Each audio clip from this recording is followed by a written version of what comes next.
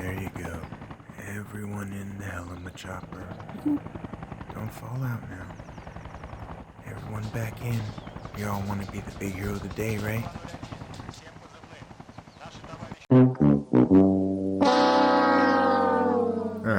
Well then. What's going on, guys? Salty Poke here. Today we're looking at Soviet weapon choice for anti-tank crews, or just when you want to send a very enthusiastic message to whom it may concern. Today, we're taking a look at the RPG-7 V1. In order to better understand and utilize the RPG, we're going to look over the following format.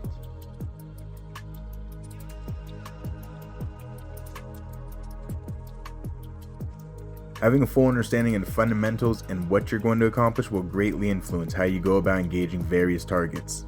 So, let's see what makes the RPG anti-tank. The common misconception of anti-tank as a whole is that they impact the intended target and you're basically beating that target in submission with said explosives.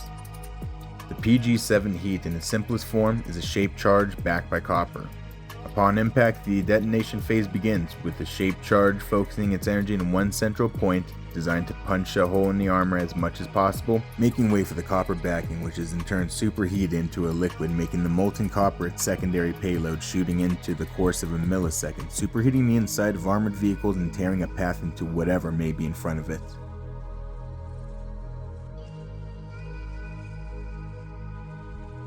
Now let's check out the sights and optics for the RPG to understand how we can be more accurate when engaging from a distance. Starting off with the iron sights, upon first glance is relatively self-explanatory, with a minimal zero distance being 200 meters. The front sight post is your point of aim as well as point of impact for 200 meters, and the same can be expressed for the 3, 4, and 500 meter zeros. I'll be honest with you guys, some nomenclatures are hard to find, so I'll be referring to this specific sight model with the generic umbrella term of just iron sights. Anyway, this sight does its best work with the native 200 meter zero. Much like conventional cartridges from small arms, the projectile travels in a parabolic arc. The narrow slit at the top of the rear sight aperture indicates the 50 meter time on target mark, as well as the marking for both the apogee and descent point of your warhead's flight ballistics. And now for the dreaded PG-7V, the notorious 2.7 sight that looks like it would give a dyslexic math magician a stroke. Now let's address the elephant in the room. There's a lot going on here, and the fact of the matter is that realistically, 70% of this stuff doesn't even pertain to us. I'll explain the entire scope just for those of you that are actually curious about it, but I'll finish it off by drawing attention to stuff that actually does pertain to us. The individual boxes serve as both a distance and time on target reference. The bomb diagrams are for other rockets altogether with their own varying ranges. We'll cross bridges to that shit when we eventually come to it, hopefully suggesting Bohemia's gonna give us some more rocket variation soon. There's a myriad of rockets compatible with this weapon system. With that being said, with different weights, charges, and effects on targets, those physical differences having varying ballistic paths, with heavy rockets having a heavier drop, the bottom reticles are corresponding reference points. Whereas everything on the right side of the reticle is calibrated for light rockets, such as the anti-infantry models, for example. Alright, now that we understand why we're not using those, that should eliminate any confusion on where your focus should be. It's important to know that with this optic attached to your weapon system, your weapon will be fixed at 200 meter zero, so the following will remain constant.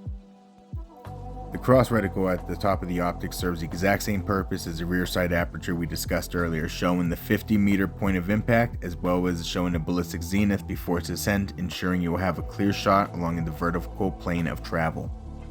And finally, let's talk about the grid of mystery and misfires. Utilizing the center two boxes for sight reference points, align the center tension holds in accordance with your desired range using the numbers on the left. In order to get the most accurate estimation of range, we're going to utilize the built-in rangefinder. By lining up standing infantrymen between the bracketed lines, you will get your estimated engagement distances to adjust fire from. As far as the horizontal boxes go, I'll be honest, that's an entire topic on its own right there. To use those accurately, we're going to have to go over things like rocket stages, distance over time, time on target, angle of approach, literal mental fucking calculus. But understanding it will leave you the equivalent of some weird hybrid love child of Chris, Kyle, and Jamshed. And that, ladies and gentlemen, is how you read the optic in its simplest form while understanding its 3-in-1 capabilities, making one of its most versatile sights in Arma Reforger at the moment. Cool, so now we understand the purpose of the PG-7V as well as how to aim it. Let's talk about placement and effectors. One of my favorite quotes that rings true across all firearm science comes from Ryan Macbeth. If I buy a drill, is it because I want to drill or because I want a hole? Now let's take into consideration what we've learned so far. Our hypothetical drill in this scenario will certainly give us a hole, but that's just the first part of its detonation process. Inherently in its role as an anti-tank weapon system, it's most effectively utilized against vehicles. Wow, who would have thought? It's important to note if you've ever repaired a vehicle, you already know the vehicle status is separated into sections. Emptying 100 rounds into a vehicle's wheel will only do so much as opposed to say, 50 tracer rounds right through the hull of a Humvee. So where you're hitting, and with what, absolutely matters, if not the most critical part of the overall equation in itself. While obvious to seasoned players, it's important for newer players to understand vehicles don't run an overall health pool per se, unless the specified target area is a critical point in which will induce either a mechanical failure such as deadlining the engine on a wheeled or rotor asset or the propellers on a helicopter. Otherwise catastrophic failure in which you ignite a critical asset on said vehicle, rendering a ticking time bomb unless preventative measures are taken within the allotted time, from which is often a gamble, so really consider what's worth salvaging. While it's commonly known a well-placed rocket will easily neutralize vast majority of light vehicles and utility trucks, it's APCs and helicopters that require just a little more forethought in terms of engaging. I want to start off by addressing helicopters first. There's two types of helicopters. Flying helicopters and not flying helicopters. Yeah, no, those are going to be other topics on their own. Look, the flying kind of helicopters are a bitch, okay? Frankly, I don't give a fuck what view baiting video says, all factors considered. There's no way in hell in the maybe 1 to 2 second window of opportunity you may get you're accurately gauging shots, especially past 100 meters, unless it's coming directly to or away from you in a straight line, or the dumbass just hovers slowly. And frankly, we all know good pilots actually worth their merit don't do stupid shit like that. So before you go on, let me know in the comments how all your buddies call you the fly swatter or whatever dumbass shit. Is beating a one-legged man in an ass-kicking contest really something to brag about considering how most people fly? In addition, if I edited a bunch of clips together to give the force perspective every shot is a hit, I'm sure I could bullshit you guys into thinking I'm some fucking missile mage, but frankly it's easier for me to put one long ass clip of a killing spree in the background of whatever the fuck topic I'm rambling on about. So the best advice I can honestly give you for measuring time on target for flying helicopters comes from my wife's advice for seasoning in the kitchen. Measure with your heart. Best case scenario is they actually land a hit and the desired outcome actually takes place. Worst case scenario is you scare the shit out of the pilot and hopefully fucks off for a bit. Or, they just rocket strafe you, But say you get ideas to where they're rearming and want to lurk in the wood line near the staging area for whenever they re-up and transport troops to the front again. Remember, helicopters are viewed as great potential assets, so people will do silly goose shit just to keep them. Do what you will with that information. Just remember, at its core, guerrilla warfare doesn't necessarily revolve around staggering casualty rates. Rather, its focus is throwing sand in the gears, which boils down to denying the enemy in terms of transport, logistics, or anything you can do to be a general inconvenience and either delay or overall restrict the effectiveness of hostile forces advancing in their overall mission. Alright, now let's talk about BTRs, BDSMs, and all the other alphabet soup rocket magnets. Fundamentally similar in terms of asymmetrical, game-bound, and purpose-built vehicles, critical points for effectiveness are relatively the same in terms of the desired outcome, with the addition of typically needing 2 successful hits to incapacitate heavy armor. Naturally, the fronts of these vehicles are significantly more reinforced in relation to the rest of the chassis, with the expectation that the fronts are going to take the majority of the abuse. Head-on engagements, while varying in outcome, tend to be consistent in regards to requiring 2 rockets for a catastrophic failure. With the obvious front occupants receiving the brunt of the damage, fatalities are likely from either concussive force of the explosion or implicative blunt force trauma and potential severe TBI. So with all that being said, first rocket's a success. With the driver, gunner, and commander seats either dead or unconscious, best case scenario you successfully incapacitate a minimally manned APC crew and just need to finish them off in order to commandeer your own enemy APC. Worst case scenario is the best case scenario still happens, but a bunch of pissed off infantrymen start swarming out from the back like when you kill a pregnant spider. So now let's discuss a better way to go about engaging APCs. We've all heard the quote, weakest part of the tank is the back, it's the least reinforced, but along with that, take into consideration everything we learned throughout this video. Now, Let's engage a BDSM from the rear. Nice. With the inherent benefit of mobility with the asset of this nature and with a dash of patience, you can initiate a hasty ambush on a passing APC.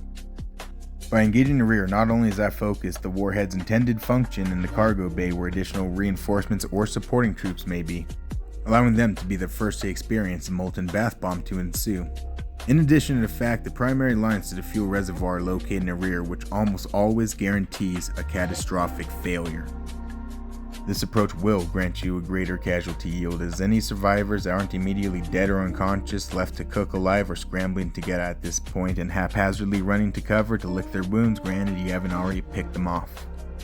So, while majority of the time the RPG is all laughs and high fives, it does still require a certain set of conditions to be met to be considered operationally effective. The minimal arming distance that must be met is 5 meters, ensuring a safeguard for the user to make sure that they don't detonate it within danger close proximity. Speaking of being too damn close to anything, let's talk about 1.3's newest feature, Backblast. As a Rocketeer, it's your responsibility to mitigate operational hazards to friendlies, ensuring they are clear of and from the propulsion of gases exiting the breach. The simplest way of accomplishing this is with the phrase, Backblast Area Clear, which is really just short for unless you want a spicy facial, get the fuck away from me. In conclusion, anti-tank assets have multiple implications based on both desired effect on target as well as employment of the individual weapon system, whether your goal is to neutralize a vehicle by disabling critical components rendering it inop, or disabling the vehicle by neutralizing the occupants. Understanding both the limitations and functionality of your weapon systems as well as your intended target will mitigate errors and prevent you from losing the element of surprise or the potential of finding yourself on the wrong end of a poorly executed ambush. Moving forward, I would like to see additional purpose-built warheads added into vanilla Reforgers. I think the ability to narrow down your intended effect to your individual mission, guaranteeing better odds and overall lethality, and it would be kind of neato to have a reason to actually, utilize the entire RPG optic. Anyway, thank you guys so much for watching and staying this far. I genuinely hope you have all taken something away from the information provided. Given this newfound insight, I'd love to hear success stories in the comments below. In fact, I insist on earning your sub. So next time you're engulfed in a warm aura of a burning APC you've destroyed, remember to come back and tell us about it and drop that like and subscribe. Anyway, that's all I really got for this video. Thanks for checking out, and I'll catch you guys in the next one.